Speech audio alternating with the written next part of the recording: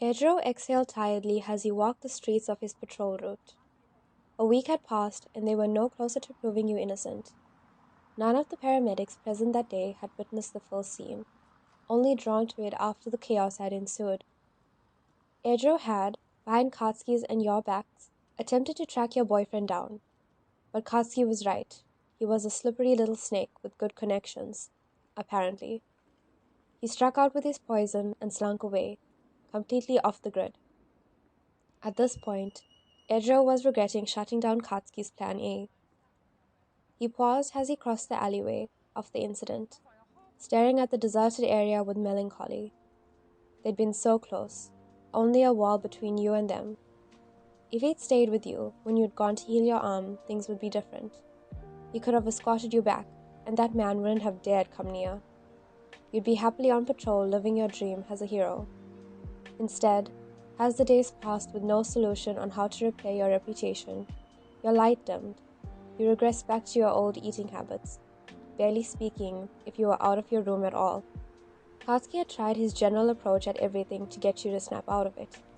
But unsurprisingly, yelling bloody murder did little to lift your mood. Sighing dejectedly, Eijiro was about to continue onward with his patrol route when a woman's voice called out to him. "Excuse me, Red Riot?" An elderly woman stood behind him, at the entrance of the cafe. Eijiro plastered a quick smile on his face. "Yes, ma'am, how can I help you?" The woman approached, an aged kindness in her chocolate brown eyes. "I just wanted to make sure the deer from yesterday is okay." Eijiro straightened, alert at the statement. "What?" "Oh, the hero," the woman continued. "I was just coming out from the back entrance yesterday to check on these kittens. The poor dears, their mother died from starvation and I've been feeding them. And I noticed the hero get into a fight here. I didn't get much, especially with the commotion afterwards, but it didn't seem like a normal thing heroes deal with. I just wanted to make sure they're alright." A giddy feeling rose up in Eijiro, a feeling a treasure hunter would feel after finding a chest of gold. "Ma'am," Eijiro said excitedly, "would you mind following me?"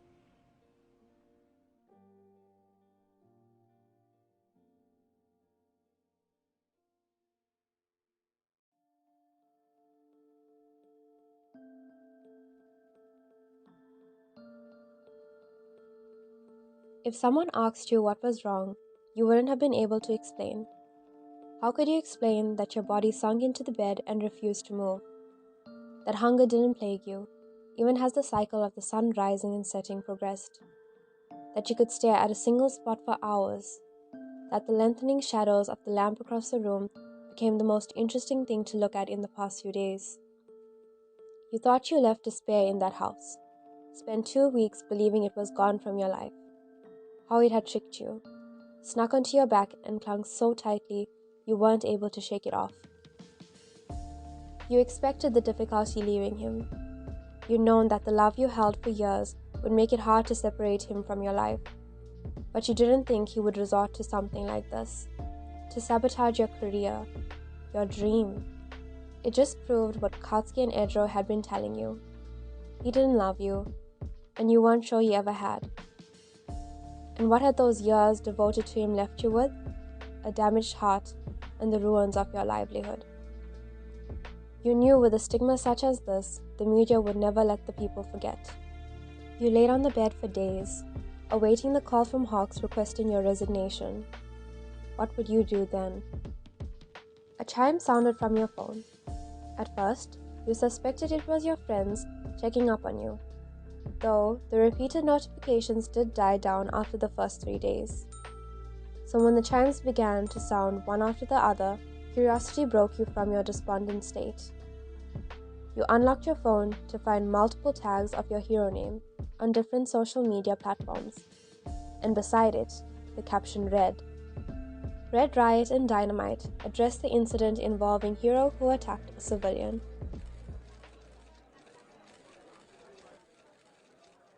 Red Riot! Is it true you're calling this conference to discuss the recent transgressions of a certain pro-hero?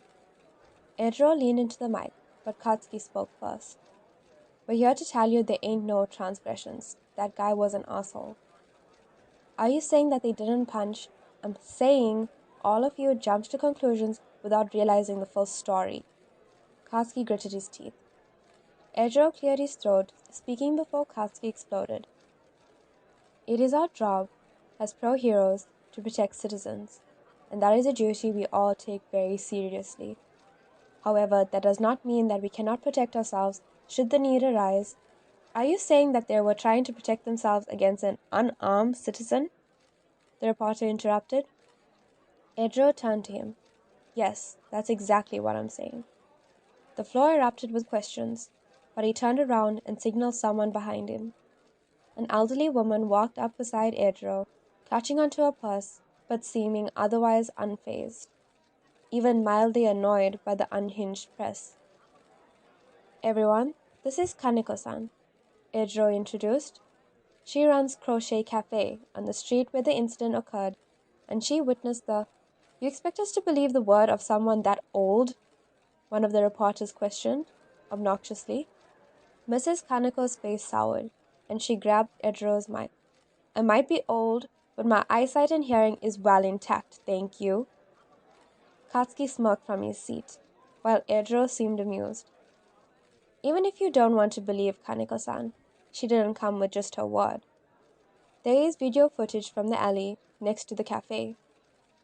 Katsuki grabbed a remote from the table and aimed it at one of the TVs that usually held some brand they were promoting. Today, when Katsuki pressed play, the TV switched to black and white CCTV. The room quieted, all eyes glued to the TV, for the missing pieces that a single picture could not provide. It showed you and your ex-boyfriend, though from a high and slightly far view. No sound played, but the image clearly showed his aggression, even at the distance.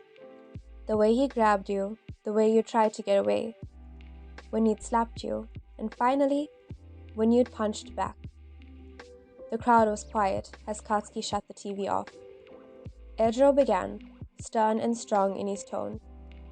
As heroes, we're always willing to entertain our fans' advancements. But this is unacceptable. We might be heroes, but we're human too. Red Riot, called the first to break from the silence. Can you tell us why the pro-hero involved in this incident is not here? Why are you speaking on their behalf? We thought it. He paused as Katsuki placed a hand on his shoulder. Eijiro looked at him and followed his gaze to where you stood at the entrance, huffing like you'd ran all the way there. Maybe you had, because thanks to Katsuki's good planning, their place was only a few minutes away from the agency. The reporters caught sight of you and began shouting your name and a jumble of questions you couldn't make out through your rapid heartbeat. You skirt them and walk onto the podium to Eijiro and Katsuki. You didn't have to say anything, just share a look with Katsuki, and he moved away from his mic, grinning smugly like the little ass he was. You took a moment to gather yourself. You'd run in a frenzy, an impulsive need to come and face what your friends were facing for you. Now faced with the real thing, without the barrier of a phone screen, nervousness crept at the shores of your consciousness. A hand placed itself lightly at your knee.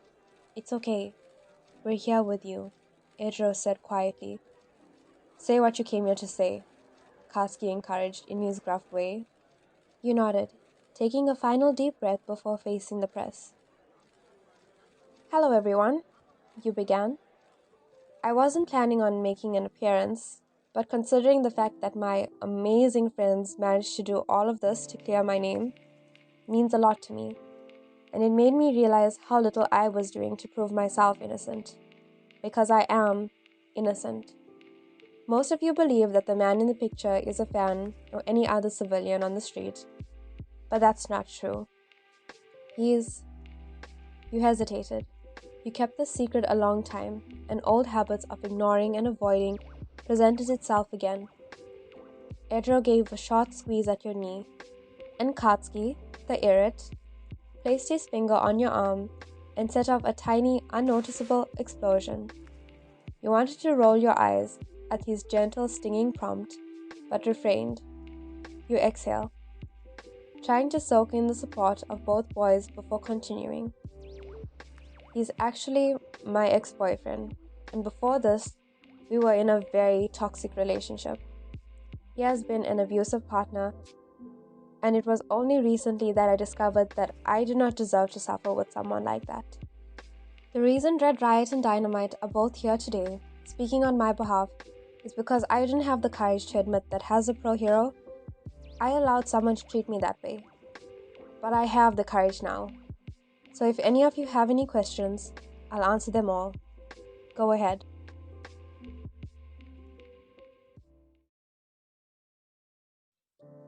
That was the most terrifying thing I've ever done, you say, as you duck behind the curtain, camera still flashing from beyond it. Eijiro swooped in and buried you in a hug. That was amazing! I'm so proud of you for facing them. Weren't they amazing, Katsuki? Katsuki's calm and eyes are soft, despite his changeless features. Pretty damn amazing. You find your face warms at the praise, and you manage a small, "Thanks, guys. I couldn't have done it without you. When I saw you on my phone, I just felt I had to be here." Katsuki nodded. That took a lot of guts, Firework. The backroom TV is playing, showing a reporter that had just exited the press conference. You all pause to listen to her. Just in, the recent rumors on a certain pro hero have just been addressed by the hero themselves. Though the people expected Red Riot and Dynamite to address the public, the hero made an unexpected appearance. They claim that the citizen they got into an altercation with was an ex-lover. They were more than gracious in answering all of the questions thrown at them. But the real question is, can we believe this, or is this just another cover-up? Katsuki growled loudly. Why, that fucking bitch. He turned with intent, as though going to hunt down the reporter. Katsuki, you say alarmed. It's okay. I didn't expect everyone to believe me. But just saying my piece, that was enough for me. Whatever happens now, I'm okay with this.